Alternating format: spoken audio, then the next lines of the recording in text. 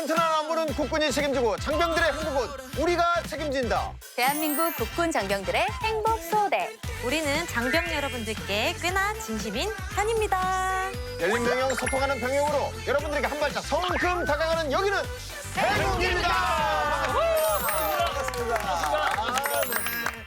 자, 여러분 오늘이 무슨 날인지 아세요? 알죠. 나란 말씀이 등기게 달아 세종대왕님이 한글을 창제하신 걸 기념하는 날이잖아요. 10월 9일 한글날 다 같이 한번 박수 한번 칠까요? 내일은 바로 대체휴일입니다. 맞습니다. 저도 군에 있을 때 우리 세종대왕님이 어찌나 위대하고 감사하던지요. 특히 휴일은 사랑입니다. 사랑입니다. 자, 아름답고 소중한 우리말 우리가 지켜나가자고요. 오늘도 즐거운 소식 많이 준비했습니다. 행군기 힘차게 출발해 볼까요?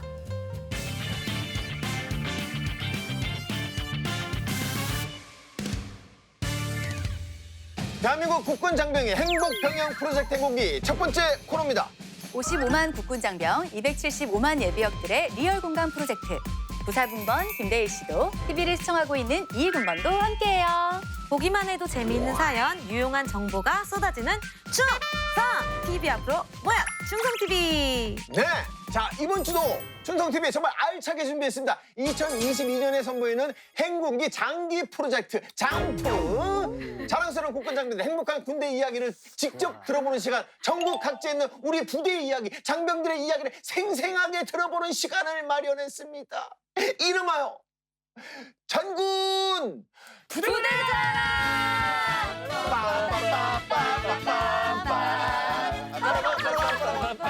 저기 느티나무 아래에 있는 장병 여러분 안녕하세요. 전군 부대자랑. 네. 그동안 행군기에 밀려든 사연이 대부분 이런 거였다고 해요. 우리 부대 이거 정말 좋은데 어떻게 표현할 방법이 없네. 예. 네, 275만 예비역들은 물론이고 우리 55만 국군 장병들 본인이 복무한 부대에 대한 부심이 정말 남다릅니다. 그 자부심 마음껏 펼치시라고 행군기에서 기회의 장을 마련했습니다. 자, 전군 부대자랑의 스타트를 끌 부대는요. 와, 깜짝 어디죠? 놀랐습니다. 진짜 이 부대 얘기를 듣고 깜짝 이런 대단한 부대를 섭외해 왔다고? 진짜요? 싶을 정도로. 오호. 지구상에 있는 모든 부대가 다 대단하지요. 네. 그쵸? 하지만 그쵸? 서도 그 중에서도 또 가장 훌륭한 부대가 이 부대가 아닐까 싶습니다. 이거 약간 뭔가 느낌이 살짝 오는데 뭔가 모종의 이해관계가 있는 거 아닌가요? 뭐 모종의 이해관계를 떠나서 정말 어마어마한 부대가 많고요. 무려 행군기 8년 역사상 가장 많이 언급된 부대가 아닐까 싶습니다. 삼국을 통일한 신라의 화랑정신을 계승한 부대. 6.25 전쟁 이후 최초로 창설된 구국의 사단. 나 왜 이렇게 흥분하지? 어딘지 아십니까? 너무 알겠는데요. 물이라도 한 잔 드셔야 될 것 같은데요. 어딘지 아시겠어요? 너무 설마- 알겠어요. 화랑 부대 아닌가요? 맞습니다. 최강의 전투력을 자랑하는 제11기동사단 화랑부대 전우들을 이 자리에 모시겠습니다. 나와주세요.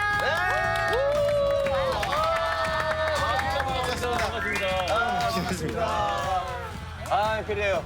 그냥 이렇게 들어오면 안 되죠? 선배를 만났는데. 먼저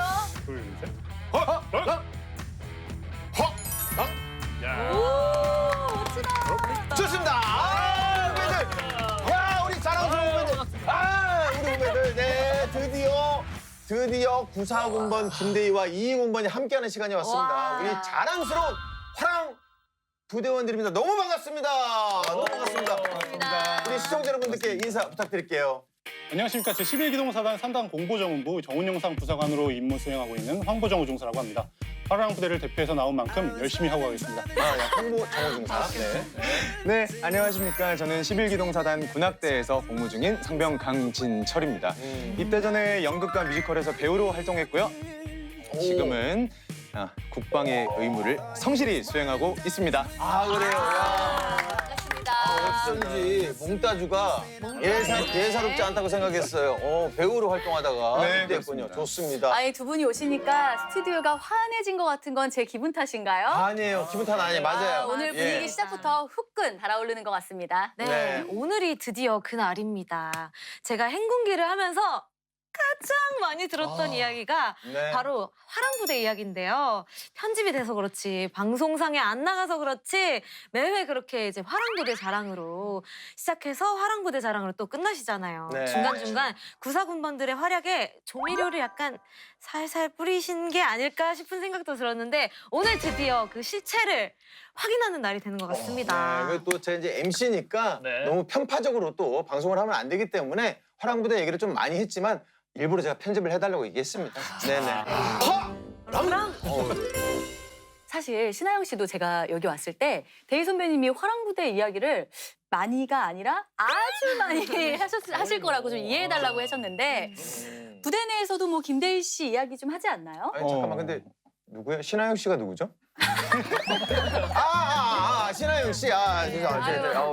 아이고 잠깐 까먹으셨군요. 아유, 온전히 잘하고 있죠? 예. 네 어떻게 부대에서도 김대희 씨 이야기 좀 하지 않나요? 네, 맞습니다. 사실 저희 부대 안에서도 대희 선배님에 대해서 좀 전설 같은 이야기가 있고요. 화랑부대 출신이란 말씀을 워낙 또 많이 해주시다 보니까 저희 장병들이 이 프로그램에 애착을 갖게 되는 계기가 되지 않았나 생각을 했습니다. 그러면 이제 방송에서 우리 김대희 씨가 화랑 막 하면서 이 화랑부대 이 얘기 정말 많이 할 때마다 그때 기분이 어땠나요? 사실 저희가 그 식사 시간에 TV를 틀어두는데 네. 이 행군기를 자주 합니다. 네. 그때 이제 밥 먹다가 옆에서 화랑 얘기 들리면 흠칫 이렇게 쳐다봐요. 그렇죠. 이렇게 짜릿짜릿한데 네. 보고 있으면 항상 라떼 이야기를 워낙 많이 해주셔가지고 네, 되게 신기하기도 하고 네. 재밌기도 했었습니다. 근데 사실 전역한 지 좀 오래되셨잖아요. 그만큼 네, 저희가 바뀐 게 꽤 많기 때문에 오. 오늘은 저희가 달라진 화랑부대 이야기 확실히 전달해드리겠습니다. 오.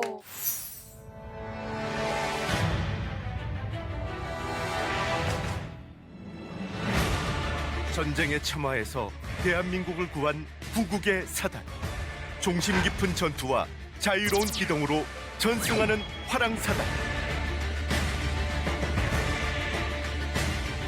최후의 일격을 가하는 마지막 힘.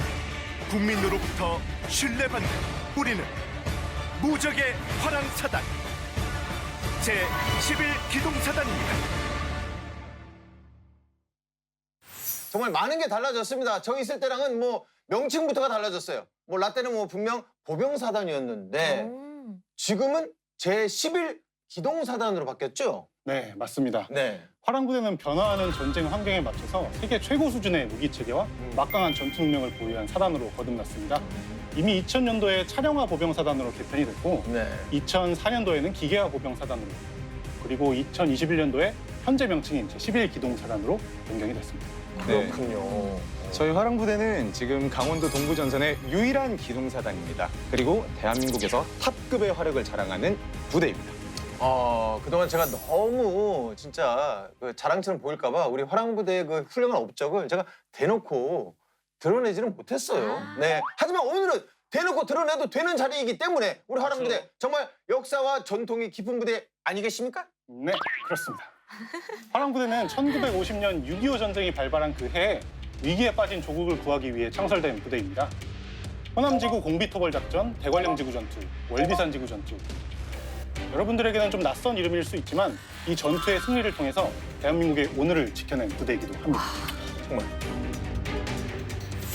정말 입에 침이 마르도록 자랑을 해도 부족한 그런 대단한 부대입니다.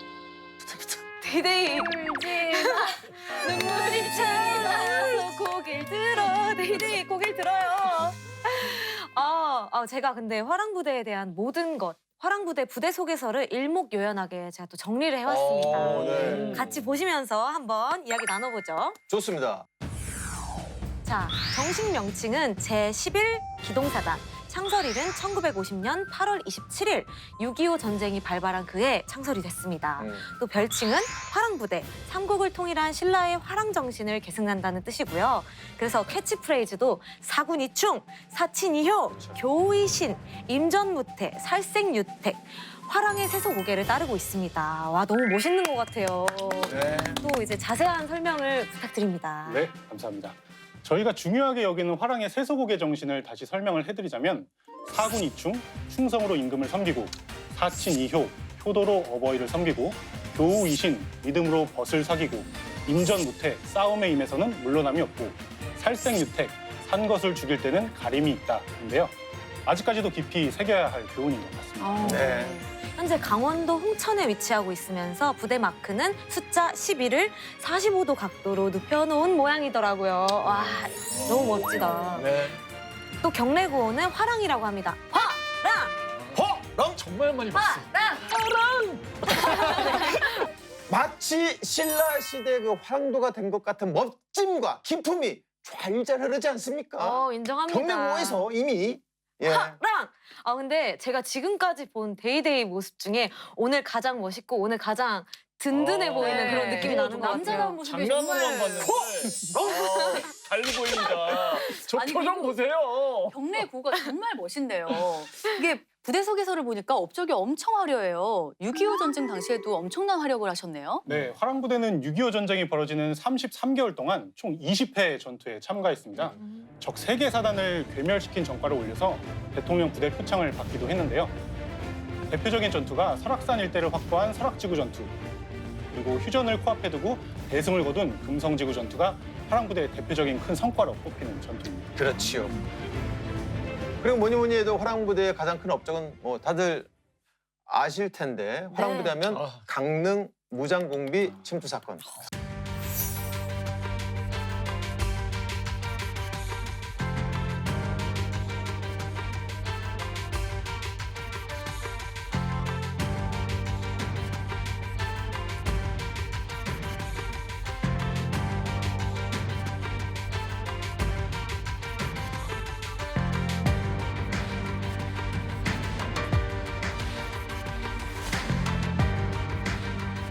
네, 우리 강진철 상병은 그 강릉 무장공비 침투 사건 아나요? 사실 제가 96년생인데 96년생. 네, 96년생인데 그 사건이 마침 96년도에 일어났더라고요. 맞아요. 그리고 96년도에 일어났고 제가 96년도에 전역했어요. 맞습니다. 그래서 제가 뭐 직접적으로 아는 건 잘 없는데 전해 들었던 얘기만 조금 있는 정도입니다. 그러니까 어떻게 보면 우리는 또 필연이네요. 그러니까 제가 전역한 해 이 또 화랑사단에 들어오기 위해서 태어난 해잖아요. 그렇죠. 커넥션이. 이 당시에 전역을 40여일 정도 남겨놓고 있을 때 네, 그 사건이 일어났죠. 덕분에 말년 휴가가 잘렸어요. 어떡해. 전역도 이 작전이 종료될 때까지 없다. 그런 또 소문도 네, 돌았었죠. 그럴 수밖에 없겠다. 예, 예. 네, 근데 사실 이 얘기가 저희 화랑부대 안에서도 되게 화제가 됐었는데요. 아실지 모르겠지만 진짜 그렇습니다. 그래서 구전동화처럼 선배들이 이렇게 입에서 입으로 전해 내려오다 보니까 저희도 다 알고 있는 얘기거든요. 네, 네. 그래서 사실 저희 주변 장병들 중에 김대희 선배님 되게 존경하는 인원들도 많습니다. 아유. 근데 그날만큼은 제가 잊을 수가 없어요. 96년 9월이었고 그 출동하기 하루 전날 이제 소대 내무반에 9시 그 점호 때 침상에 쫙 다 앉아 있고 네. 자기 앞에 이렇게 A4 용지랑 볼펜 한 자루. 예. 그러니까 딱 놓여 있어요. 예. 그러니까 부모님께 진짜?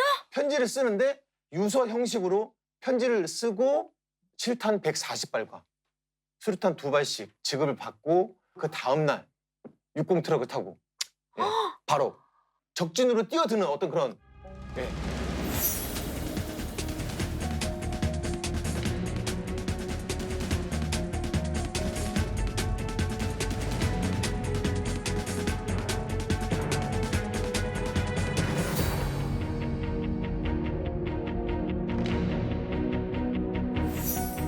정말 대한민국을 공포로 빠뜨린 사건이었죠. 강릉 전 지역에 통행 금지령이 내려지고 49일간 전 국민이 맘 편히 잠을 잘 수도 없었던 상황이었어요. 그 과정에서 군인과 민간인 희생자도 발생했었죠. 도대체 무슨 일이 있었던 걸까요? 제가 이제 준비를 했는데요. 1996년 9월 18일 추석 연휴를 일주일 앞둔 날이었는데요. 자정을 넘긴 새벽 야간 운행을 하던 택시가 손님을 태우고 안인진리 해변 근처의 고속도로를 달리고 있는데 고속도로 갓길을 걷던 남자 2명을 발견합니다. 고속도로에 갓길을 걸을 수가 없지 않나요? 근데 거기 그쵸. 사람이 다닌다고요? 일반적으로 쉽지 않은데 택시 안에 사람들이 이상하다고 생각하는 순간 갑자기 어디선가 기계음과 괴성이 들려오는데요. 그건 바다 위에 떠 있는 검은 물체에서 나는 소리였습니다. 이 수상한 물체 뭐였을까요? 알 것 같아요. 배? 정확한 건 잠수함이었어요. 네. 100톤급이 넘는 규모의 잠수함이었는데요. 투입된 UDT 대원들이 잠수함 내부를 수색했을 때 발견한 건 100개 수류탄과 기관총 그리고 대전차 로켓포였습니다. 사람은 없었고요. 네, 아무도 없었습니다. 잠수함이 강릉 앞바다에서 좌초되는 바람에 잠수함에서 탈출해서 도주하게 된 겁니다. 그 사람들이 무장공비였던 거죠? 네, 잠수함의 승함 인원은 총 26명. 이들의 정체는 북한 인민무력부 정찰부 소속의 무장공비입니다. 그때 당시 나라에 비상이 걸렸죠. 처음엔 무장공비들이 몇 명인지도 정확히 파악이 안 된 상태라 완전 초비상이었는데 이때 한 명이 생포가 됐고 우리 화랑부대를 비롯해서 백호부대, 율곡부대, 을지부대, 이기자부대 등등 약 4만 3천여 명의 국군이 투입돼서 대대적인 수색 작전을 펼쳤습니다. 그런데 이제 사건 발생 15시간 후에 강릉 청악산에서 타당탕탕탕 약 11발의 총성이 들려옵니다. 이후 수색조들은 충격적인 장면을 목격하게 되는데요. 어떤 상황이었을까요? 아, 총성이라면 너무 불길하죠. 그쵸. 희생자가 발생된 거 아닐까요? 맞아요. 수색조들이 발견한 건 일렬로 누워있는 11명의 시체였는데요. 무장 공비들의 시체였습니다. 아, 그러니까 우리 군에게 발견되기 전에 자폭을 한 건가요? 그런 줄로 알았는데 그런데 이제 감식 결과로는 타살. 다른 공비들이 동료를 사살을 하고 도망을 간 겁니다. 이렇게 바로 이게 도주를 할 시간을 벌기 위해서였던 걸로 추정은 되고요. 네, 우리 국군은 도주한 공비들을 계속 추적을 해요. 사건 발생 다음 날까지 강원도 곳곳에서 무장공비 8명이 이제 발견이 됐고 모두 사살을 했고 그리고 사건은 발생 4일째 되던 날 한 상병이 산속에서 10만이 할아버지하고 마주쳐요. 네, 10만이 할아버지구나 하고 그냥 지나가려던 순간에 탕탕 소리와 함께 그 상병이 안타깝게도 총을 맞고 쓰러집니다. 그럼 할아버지가 혹시 무장공비였나요? 네, 그 총을 쏜 무장공비는 사살이 됐고 그날 그 상병을 포함해서 우리 국군 3명이 그 총격전에서 목숨을 안타깝게도 잃었었죠. 그리고 이제 드디어 무장공비가 단 3명만이 남아 있었을 때 그때부터 난항에 빠지게 됐는데요. 정말 끈질기게 안 잡혔거든요. 그러다가 이제 무려 48일 만에 제보가 들어옵니다. 그래서 제보가 들어온 곳은 바로 강원도 인제군의 휴전선 근처라고 해요. 아, 휴전선 근처라면 북한으로 돌아갈 생각이었겠군요. 그렇습니다. 그래서 군사분계선 이남을 차단하고 다시 매복에 들어갔습니다. 그리고 다음 날 새벽 4시에 설악산 국립공원 인근 연화동 계곡에서 수상한 남자 2명이 발각됐습니다. 드디어 마주친 거군요. 네, 당시 우리 군인들끼리 신분을 확인하기 위해서 외치는 이제 암호가 있었어요. 당시 암호가 백두산이었는데 우리 국군이 그 백두산이라고 암구를 외치니까 그쪽 상대방 남자가 이런 말을 했다고요. 야, 너네 703 애들이냐? 야, 나 3대대 그 선임하사인데 우리 이동할 거니까 같이 이동하자. 나와봐. 소름 돋아. 속이려고 한 건가요? 그렇죠. 근데 우리 국군은 3대대가 이미 이동한 걸 알고 있는 상태였고 그리고 결정적으로 그 상대방이 들고 있는 총이 우리가 사용하는 총이 아니었어요. 근데 그때부터 이제 본격적인 총격전이 벌어지는데요. 쉽지는 않았고요. 시야가 잘 보이지 않아서 위치 파악이 쉽지가 않았고 사실 공비들 같은 경우에는 매복해 있는 상태라서 오히려 국군이 잘 보였던 상태라고 해요. 이때 우리 군 3명이 총을 맞고 현장에서 전사합니다. 아. 그때 당시에 정말 힘들었던 게 그 작전이 힘들었던 게 그 침투조들이 항상 안 보이는 곳에 매복해 있었어요. 그리고 총구는 우리 지나가는 국군의 정수리를 어머, 겨누고 있었고 눈이 마주치면 그냥 바로 쏘고 자기네들 그 발견하지 못하고 눈이 마주치지 않으면 그냥 보내고 네 이런 상황이 계속 됐었죠. 와, 무서운데 이 교전이 정말 최후의 교전이었겠네요. 어떻게 됐나요? 다음날 이제 특전사가 투입이 돼서 2명을 사살을 했습니다. 그렇게 수색 작전은 종결은 했고요. 끝까지 한 명은 발견하지는 못했지만 정황상 생존 가능성은 희박한 것으로 보고 사건은 종료를 했습니다.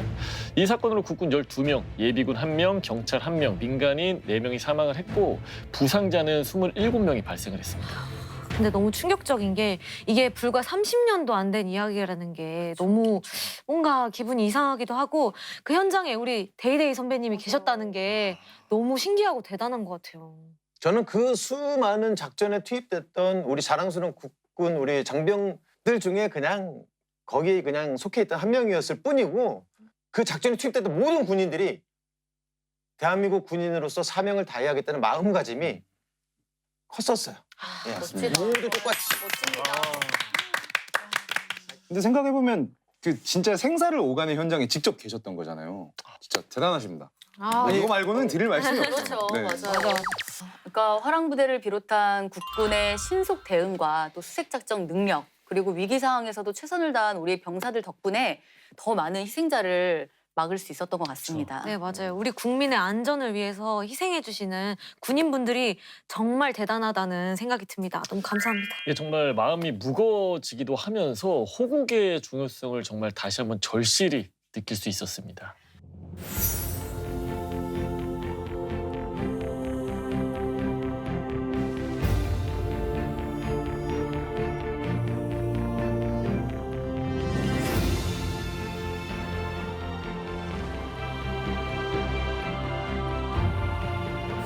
네, 계속해서 화랑부대 속에서 살펴보도록 하겠습니다.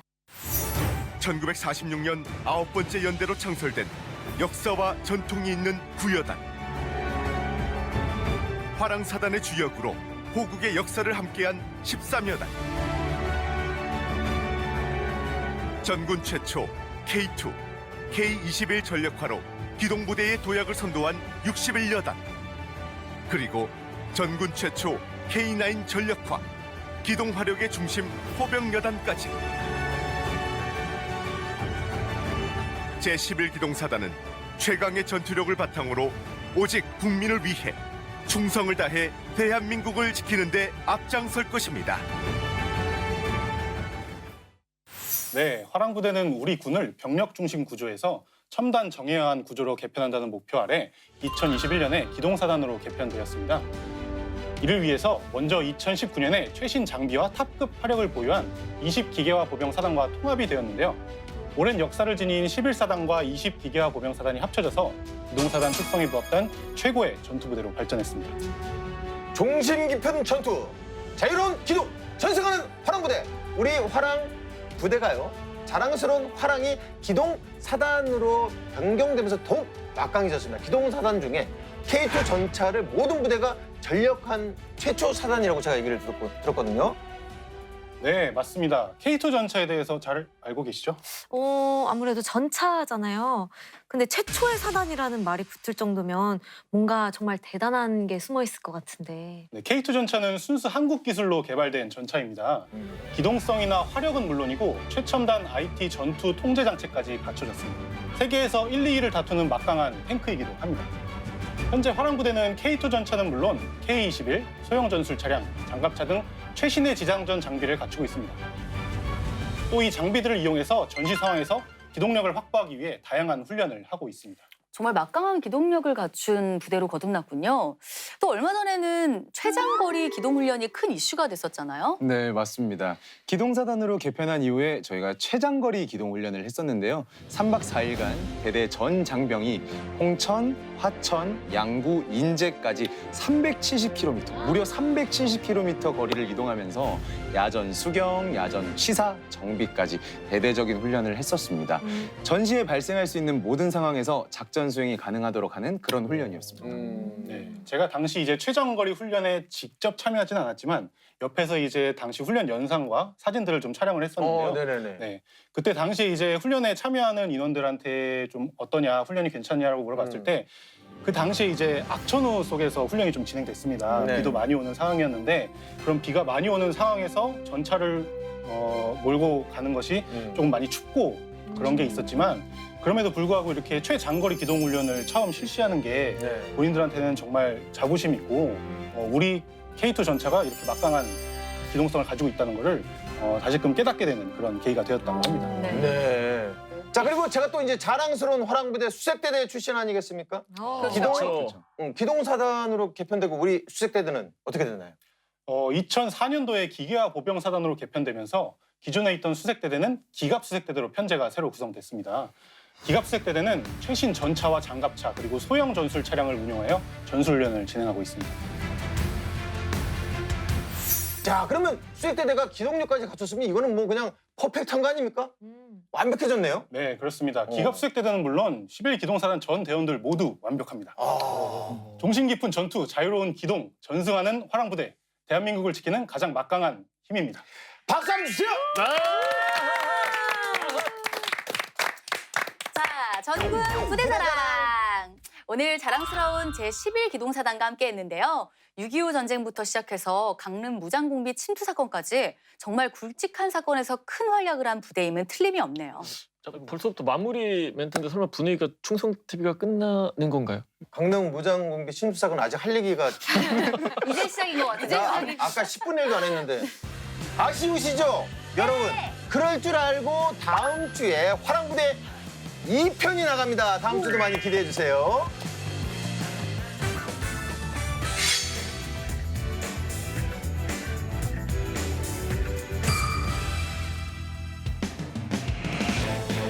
대한민국 국군 장병들의 인권을 사수하라. 행복한 내일을 위해 그 나라의 사건을 되짚어보는 사건의 재구성 시간입니다. 장병들의 행복한 병영 그리고 인권을 위해 행군기가 앞장서겠습니다. 지금껏 관습이라는 이름으로 자행되어 온 악습, 불합리한 관행, 이제는 안녕. 군에서 벌어진 하나의 사건을 다각도로 짚어보고 문제점을 하나하나 살펴보는 사건의 재구성입니다. 네, 육군본부 과학수사센터의 윤대중 수사관님 오늘도 함께하십니다. 반갑습니다. 네, 안녕하세요. 안녕하세요. 윤대중입니다. 범인의 심리를 쫓아 끝까지 가보겠습니다. 네, 오늘의 사연 바로 만나보시죠. 산책을 하던 비하사는 이상한 장면을 목격을 합니다. 보급 창고에서 병사들이 우르르르 올려나오는 장면이 있는데요. 눈에 거슬리는 물건이 하나 있었는데요. 아니에요? 그거 걸리면 어떻게 될 것 같아? 나만 안 죽어. 누가 완전히 미친 건데. 뭔가 일이 더 있긴 했나 보네요. 먹구름이 가득했던 어느 날, 한 병사가 휴가를 마치고 복귀하는 길이었습니다. 부대가 가까워질수록 병사의 걸음은 느려졌고 얼굴은 점점 울상이 되어갔죠. 이 병사는 A 병사였습니다. 뭐 모든 장병들이 아마 다 공감하지 않을까 싶어요. 아무리 뭐 신나게 재밌게 후회 없이 놀다가 휴가 복귀를 해도 이 들어가는 길은 제일 멀게 느껴지죠. 맞습니다. 저도 굉장히 공감을 하는데요. 네. 그런데 A 병사의 경우에는 좀 심각했어요. A 병사는 복귀 신고를 하러 위병소에 발을 옮기는 순간부터 식은땀을 흘리기 시작을 한 겁니다. 식은땀을? 네. 보통 눈물 나긴 하는데 식은땀까지? 식은땀을 이제 흘리기 시작한 거고, 당시 위병소 조장이었던 B 하사가 단번에 뭔가 이상하다는 걸 느꼈죠. 혹시 어디 뭐 아팠던 게 아닐까요? 그러니까. 아니면 뭐 사고를 쳤나요? 반입 물품 검사를 받으려고 가져온 짐을 풀어놓는 A 병사의 손은 좀 떨리고 있었어요. 뭔가 이상하죠. 그래서 이제 B 하사도 A 병사의 짐을 꼼꼼히 살핍니다. 근데 뭐 별다른 건 없었어요. 됐다, 들어가 하고 B 하사가 A 병사에게서 시선을 때리는 그 순간 이상하게 눈에 거슬리는 물건이 하나 있었는데요. 그건 A 병사 손에 쥐어져 있었습니다. 아니 뭘 들고 있었길래? 바로 이건데요. 이건데요. 물이잖아요. 그건 뭐 뚜껑 열어서 한번 냄새를 한번 맡아보시겠어요? 아, 그래요? 네, 목마르시면 뭐지? 한번 원샷 하셔도 아니, 물인데 왜? 문제될 게 있네. 왜 뭐예요? 시원하게. 뭐지? 소주 아니에요? 진짜요? 네. 소주야? 아니 열어서 마시려다가 갑자기 관심이 생기시는. 갑자기 그렇죠. 네. 진짜 그냥 마시려다가 딱 네네. 갑자기 술 냄새가 확 나가지고. 이거는 제가 압수하겠습니다. 네. 위험할 수 있으니까 네. 제가 압수할게요. 알겠습니다. A 병사는 생수병에 소주를 담아서 들여오다가 적발이 된 거죠. 근데 이제 뭔가 이상한데요. A 병사가 갑자기 눈물을 흘리기 시작을 합니다. 너무 억울하다는 거죠. 아니 뭐 현장에서 걸렸는데 뭐가 억울하다는 자기가 거죠? 갖고 와놓고. 그때 비아사의 머릿속에 전구가 반짝하고 켜졌어요. 네. 그간 부대 안에서 벌어진 기이한 일들의 실마리가 A 병사 때문에 풀렸거든요. 도대체 무슨 일이 있었던 걸까요? 뭔가 일이 더 있긴 했나 보네요. 그 기이한 일이라는 건 이런 거였는데요. 몇 달 전에 저녁 식사를 마치고 산책을 하던 비하사는 이상한 장면을 목격을 합니다. 보급 창고에서 병사들이 우르르르 몰려 나오는 장면이었는데요.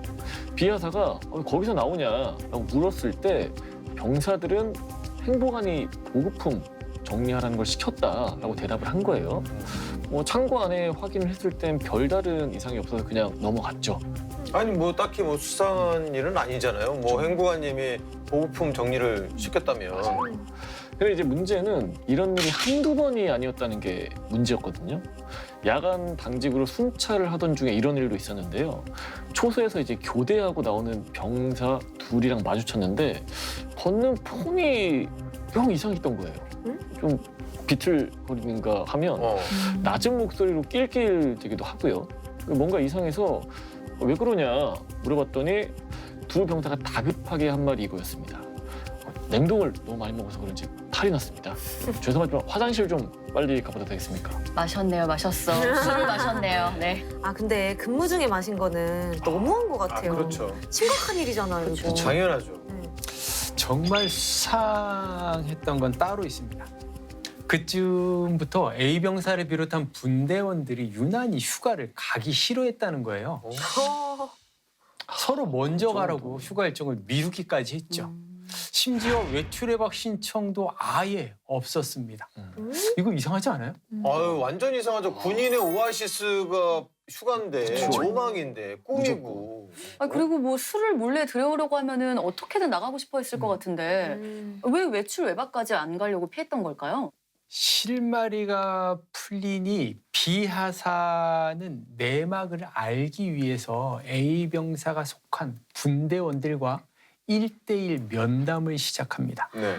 병사들의 이야기는 정말 충격적이었어요. 휴가 나갈 때마다 애들한테 술 갖고 오라고 했어요. 안 갖고 오면 때리고 왕따시키고 미친 사람 같았어요. 아니 술을 가져오라고 했다고요? 아니 누가 완전 미친 건데. 미쳤네요 진짜. 부대에 술 당연히 안 되는 건데. 그렇죠. 후임들에게 술 심부름을 시킨 거는 선임인 C병사였거든요. C병사는 이제 입대 전부터 술을 워낙 좋아했다고 해요.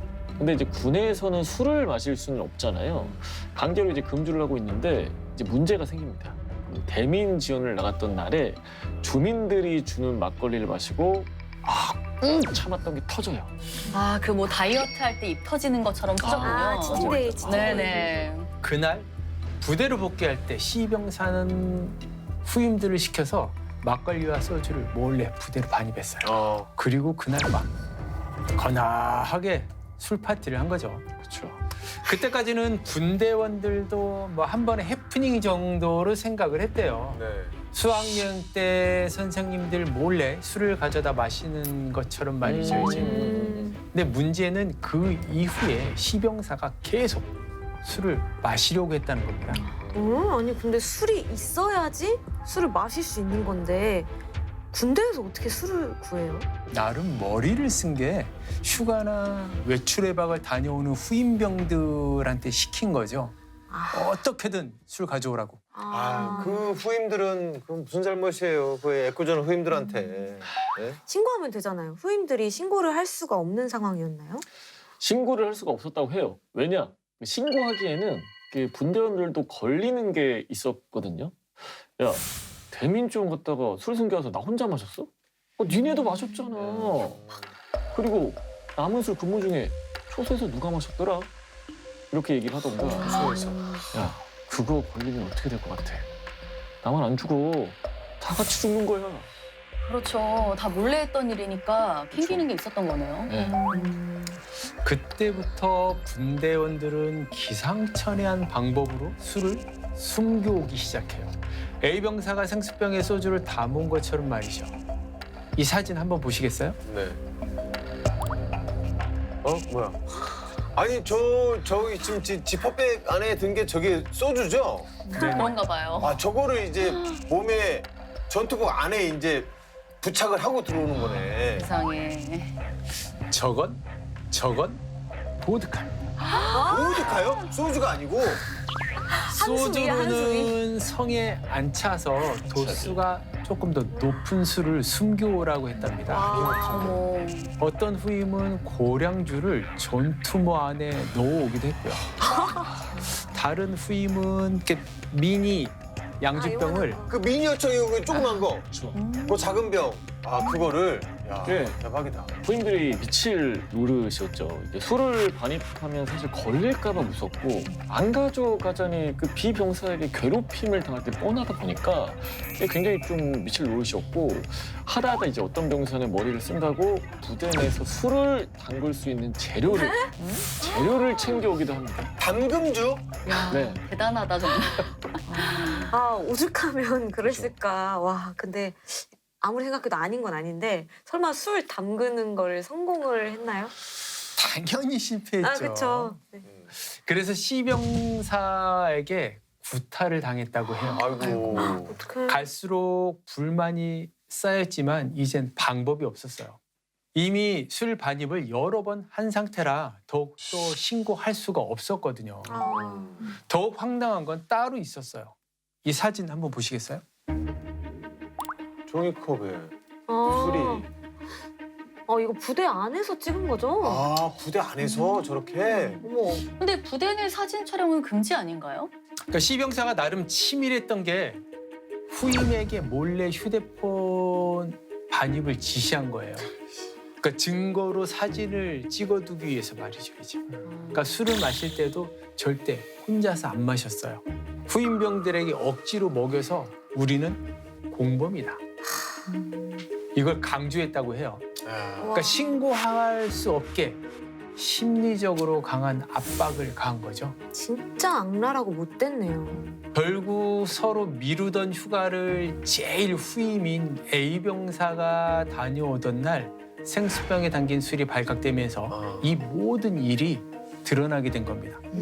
자, 이 사건 어떻게 생각하십니까?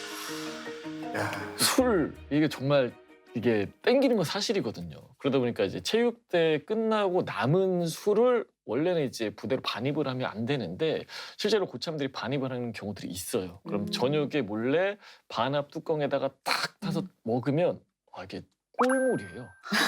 소주 간장에 꿀물같이 넘어가는데 그러니까 그 정도로 이제 원하기는 하는데 그럼에도 불구하고 후임들에게 이렇게까지 뭐 협박을 하면서 하는 거는 굉장히 좀 잘못된 거 아닌가 싶거든요. 그렇죠. 부대 내에서 아예 술을 못 마시는 건 아니에요. 그러니까 체육대회 같은 공식 맞아요. 행사가 있으면 아, 대대장의 재량으로 전 부대원들한테 술이 막걸리가 공급이 돼요. 그럼 돼지를 딱 잡아서 돼지고기 딱 이렇게 공식적으로 마실 수 있는 날이야. 너무 행복하죠. 두부김치.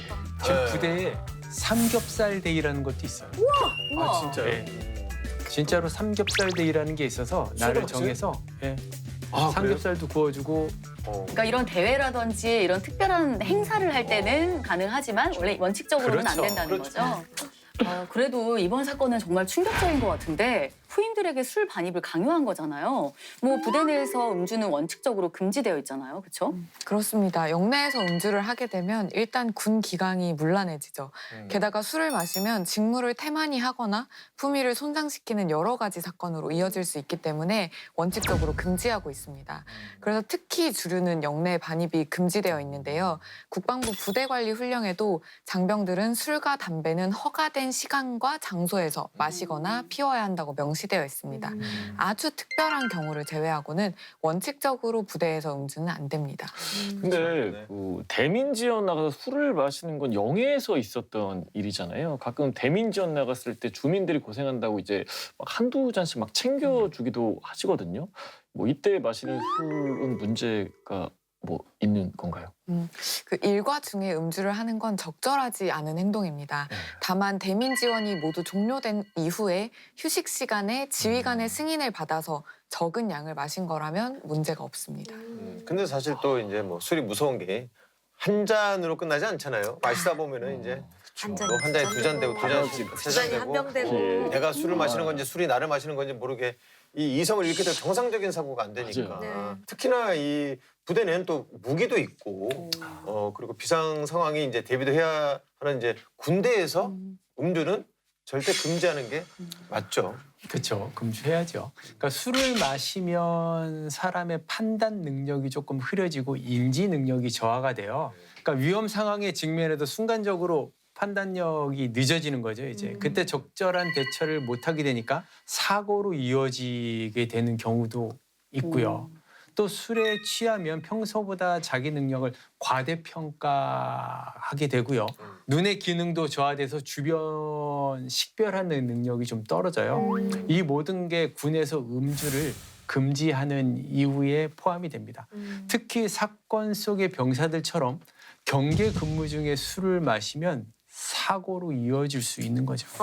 근데 군대원들이 대민 지원을 나갔을 때 아예 술을 입에 안 댔더라면 좀 좋았을 것 같아요, 사실. 그때 거절을 했으면 이런 일이 생기지도 않았을 텐데 최소한 술을 숨겨가지만 않았어도 될 것 같은데 왜 이런 후회할 짓을 했을까요? 군대원들이 남들이 다 하니까 그냥 나도 하는 게 좋겠다 이런 생각이 들어서 따라했을 거예요. 그러니까 일종의 쏠림 현상 혹은 이제 편승 효과가 일어난 거죠, 이제. 특히 서열이 있으면 선임의 의견을 수용하고 따라가는 심리가 더 강하게 작용하게 되잖아요. 그러니까 거절하게 되면 선임의 어떤 보복이 뒤따라올 거라고 생각하는 거죠. 또 다른 군대원들도 하는데 왜 나만 안 하면 조금 더 소외될 수 있다라고 생각을 할 수도 있고요. 그러니 한 번쯤은 괜찮겠지 했던 게 빌미가 되어서 걷잡을 수 없게 자꾸 번지는 사건이 되는 거죠. 근데 이제 아무리 술을 정말 좋아하는 사람이라도 정상적인 사람이라면 술을 마실 수 있는 상황과 없는 상황을 가리거든요, 일반적으로는. 근데 이제 시병사는 거의 뭐 이 정도면은 알코올 중독 수준 아닌가요? 비슷은 해요. 근데 시병사는 알코올 사용 장애로 보여져요. 그러니까 한마디로 알코올 중독이라고 얘기하는 그 직전 상태인 거죠, 이제. 알코올 사용 장애가 있는 사람들은 시병사처럼 술을 구하거나 마시는 데 시간을 되게 많이 하려하는 특징이 있어요. 또 술을 마시고 싶은 욕구가 굉장히 강해요. 자제도 안 되고. 그러니까 술을 마시면 건강을 해친다라는 것들을 다들 알죠. 또 심지어는 처벌을 받을 수 있다는 것도 알아요. 그러나 자제하지 못하고 어떻게 해서든 계속 반복적으로 술을 마시는 겁니다. 그러니까 시병사의 요구에 후임들의 심리적인 압박이 엄청났을 것 같아요. 그래서 이제 서로 뭐 휴가, 뭐 외출, 외박 다 미룬 거잖아요. 안타깝긴 하지만 얼마간의 죗값을 치르더라도 좀 진작에 신고했으면 좋았을 텐데 왜 그랬을까요? 후임들은 시병사에 대한 두려움이 아주 굉장히 컸을 거예요. 물론 함께 술을 마셨고 반입도 했기 때문에 자기들도 처벌을 받을까 봐 두렵기도 했겠죠, 이제. 그런데 시병사의 요구를 거절했을 때 어떻게 나올지 선명하니까요. 그게 훨씬 더 두려웠을 겁니다. 게다가 자기만 신고를 하면 분대원들 전체에서 배신자로 낙인 찍힐 수도 있다라고 생각을 했을 거고요. 차라리 휴가, 외출, 외박을 가지 않고 최대한 술을 반입 위협할 기회를 차단한다는 식으로 소극적으로 대처를 한 거죠. 아, 그렇구나. 네, 음주 관련 사건이 생각보다 많이 발생하는 게 현실입니다. 사건을 좀 더 다양한 각도에서 살펴보기 위해서 준비한 작은 코너 사건인 사건에서 자세하게 한번 살펴볼까요? 이 사건은 모 부대에서 일어난 음주 사건입니다. 일과가 끝난 저녁 시간에 가 병사와 나 병사는 술을 마시기로 모의를 했습니다. 문제는 술을 반입하는 거였는데요. 이를 위해서 이 두 병사는 스마트폰을 이용했어요. 아니, 스마트폰으로 어떻게 술을 반입하죠? 배달을 시킨 겁니다. 아. 핸드폰을 반납하기 전에 근처 치킨 가게에 전화를 걸었는데요. 사장님에게 현금으로 웃돈을 제시하고 부대 뒤편으로 새벽에 술과 치킨을 배달해 달라고 한 겁니다. 치밀하게도 이 두 병사는 당일 뒷문 쪽 경계근무자까지 매수했습니다. 진짜 치밀하다. 술과 음식을 제공하는 건 물론 비슷한 상황 발생 시에 본인들도 똑같이 눈 감아주겠다는 조건이었죠. 아, 정말 치밀하게 계획을 세웠네요. 네. 이 배달된 술과 치킨을 찾아오는 데는 후임병을 동원했습니다. 이후 탄약고에 모여서 술판을 벌였는데요. 겁에 질린 후임병이 생활관으로 돌아가려 하자 억지로 술을 먹이고 춤과 노래까지 시켰습니다. 이들이 매수했던 뒷문 쪽 경계근무자까지 합세해서 술자리는 더욱 커지고요. 네. 그런데 이 술자리는 예상보다 싱겁게 끝이 났는데요. 술에 취해서 큰 소리로 떠드는 바람에 당직사관에게 적발이 된 겁니다. 이 사건 어떻게 됐나요? 가 병사와 나 병사는 영내에 술을 무단으로 반입한 것과 또 음주 소란을 일으킨 것, 그리고 후임에게 부당한 지시를 하고 괴롭힌 것에 대해 군형법상 위력행사 가혹행위죄로 형사처벌을 받았고요. 또 더불어서 음주 소란을 일으켰기 때문에 강등에 해당하는 징계 처분도 받게 되었습니다. 뒷문 쪽에서 경계 근무를 하고 있다가 술자리에 합류한 병사는 초병이었기 때문에 징역형의 집행유예라는 형사처벌을 받았고요. 또 후임병의 경우는 영내 음주로 품위유지 의무 위반에 해당해서 징계 처분을 받았습니다. 아니, 영내 음주가 문제인데 특히나 이번 경우는 더 문제인 게 수류탄도 있고 실탄도 있는 탄약고에서 이게 술을 마시면 이거는 이거는 어쩌자는 거야. 이게 말도 안 되는 거지. 들어가면 진짜 큰일 나요. 손 넘은 거죠. 탄약고는. 제일 안전하다고 생각했을까요? 와, 일단 화약류를 옆에다 두고 술을 마시는 건 일단 미친 짓이죠. 진짜. 그럼요. 그리고 영내에서 음주 사건은 폭음으로 이어질 확률이 좀 더 높아요. 네. 한 잔 먹으면 또 먹고 싶고 또 네네네. 먹고 싶고. 그러니까 만취한 상태에서 어떤 짓을 저지를지를 몰라서 더욱 문제가 되기도 합니다. 간혹 허락된 음주라도 과음을 하지 않는 게 정말 중요할 것 같은데요. 군에서는 병사들의 영내 음주나 음주 관련 사고를 예방하는 교육 같은 걸 하고 있나요? 네, 육해공군 가릴 것 없이 전 군에서 가장 자주 시행하는 교육이 음주사고 예방교육입니다. 병사들의 경우는 외출, 외박 등 출타 전에 반드시 사고 예방 교육을 받게 되는데요. 심야 음주나 과도한 유흥행위를 하지 않도록 교육하고 있습니다. 또 더불어 음주운전이나 음주운전 차량에 함께 타는 것도 안 된다고 교육을 하고 있고요. 또 영해 군기 순찰 때가 영해로 외출을 나간 병사들이 음주 사고를 일으키지는 않는지 수시로 순찰을 하고 있습니다. 덧붙여서 공군에서는 조금 독특한 예방 교육을 하고 있습니다.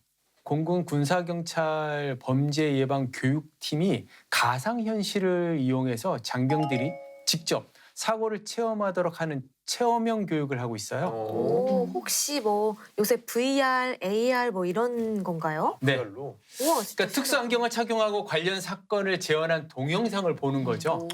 이게 머릿속에 생생하게 각인이 되어서 효과가 정말 만점이라고 해요. 어허. 이 이외에 단편 영화나 웹툰 형식으로 교육 자료를 만들어서 배포하고 장병들에게 뜨거운 반응을 얻고 있고요. 네. 진짜 저도 한번 해보고 싶을 정도로 이 정도면 정말 획기적인 것 같은데 정군으로도 확대되면 굉장히 좀 좋을 것 같거든요.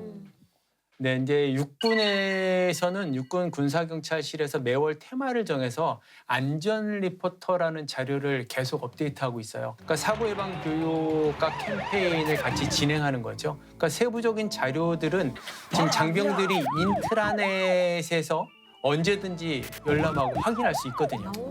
다양한 교육이 시행되고 있다니 참 다행인 것 같네요. 자, 오늘의 사건 다시 되짚어 보겠습니다. 시병사는 후임들에게 술반입을 강요하는데요. 가져오지 않으면 때리거나 따돌리는 등 가혹행위를 합니다. 이거 너무나도 명백한 인권 침해죠? 그렇죠. 뭐 어떤 인권을 침해한 건가요? 후임들은 술을 몰래 반입하고 싶지 않았는데도 시 병사의 강요에 못 이겨서 억지로 가져와야 했습니다. 여기서 시 병사는 후임들이 스스로 어떠한 행위를 할지 선택할 수 있는 권리를 침해한 거예요. 이 권리를 일반적 행동자유권이라고 합니다.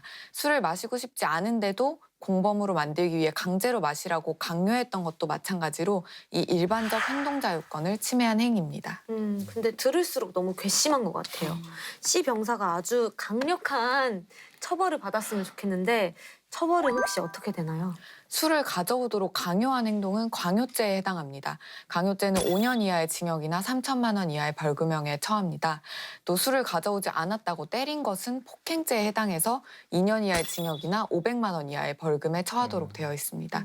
물리적인 폭행 없이 단순히 따돌림만 당한 후임이 있다고 해도 괴롭힌 행위 자체가 위력행사 가혹행위죄에 해당한다면 3년 이하의 징역 또는 700만 원 이하의 벌금에 처할 수 있습니다. 이 사건에서 안타까운 건 시병사의 후임들인 것 같아요. 처음 딱 한 번 대민 지원 나갔을 때 그때 나갔다가 들여온 술을 마셨을 때만 즐겼고 그 외에는 시 병사 강요 때문에 억지로 마시게 된 거잖아요. 이런 거는 정상 참작이 안 되나요? 정상 참작은 좀 될 수는 있는데요. 그래도 안타깝지만 후임들이 영내 음주를 한 건 사실이기 때문에 품위유지 의무 위반에 해당해서 징계 처분은 받을 것 같습니다. 다만 이제 시 병사가 주동자이고 후임들이 마실 수밖에 없도록 강요까지 했기 때문에 이 시 병사는 후임들보다 더 강한 처벌을 받게 될 겁니다. 전 여기서 약간 궁금한 게 이번 사건의 발단이 대민 지원이었잖아요. 거기서 술을 마신 걸로 끝났으면 좋았을 텐데 몰래 부대로 술을 이제 반입했단 말이죠. 이 경우에 해당 분대를 인솔한 간부도 처벌을 받나요? 병사들이 의도적으로 간부를 속인 거라면 간부는 처벌받지 않습니다. 왜냐하면 간부가 정상적으로 병사들을 인솔하고 꼼꼼히 주의를 기울였는데도 처벌받게 된다면 억울하겠죠. 다만 이제 간부가 관리 감독을 대충 한 게 명백한 상황에서 병사들이 음주를 하고 술을 숨겨서 들어갔다면 이건 지휘 감독 소홀로 책임을 물을 수도 있습니다. 근데 사실 몰래 반입한 게 술뿐만 아니라 지금 후임들을 공범으로 만들기 위해서 찍은 휴대폰, 네. 술자리를 촬영한 휴대폰도 이거 문제 되는 거 아닙니까? 네, 맞습니다. 보안을 위협하는 심각한 행동이기도 한데요. 군사기지 및 군사시설보호법 위반에 해당할 경우는 3년 이하 징역이나 3천만 원 이하의 벌금에 처할 수 있습니다. 또 국방보안 업무 훈령에 따라서 비밀엄수 의무 위반에 해당해서 최대 군기교육에서 최하 견책까지의 징계도 받게 됩니다.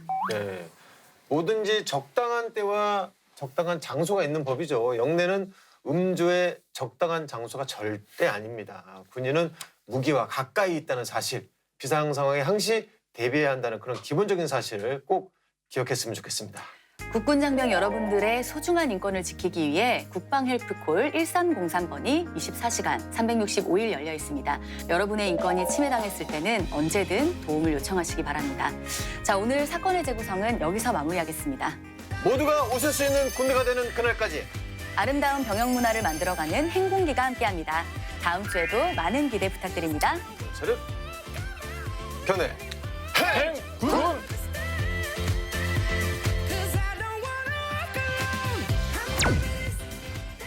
컴컴한 화장실 안에서 뭔가 이상했어요.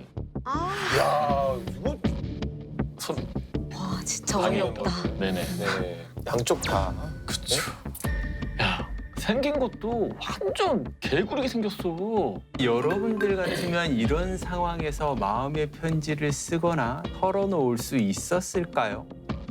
전군 부대장 조금 더 은밀하고 조금 더 농도 짙은 이야기 베일에 감춰져 있던 화랑부대 속사정을 파헤쳐보려고 합니다. 전투화를 하나 더 줬다는 자료는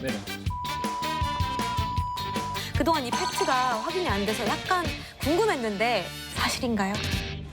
절대 겁내지 마 걱정도 하지 마 눈으로 뜨지 내가 좀 야 우리 맛보면 확 불러 아 매워 잡지 콜라 bring the high.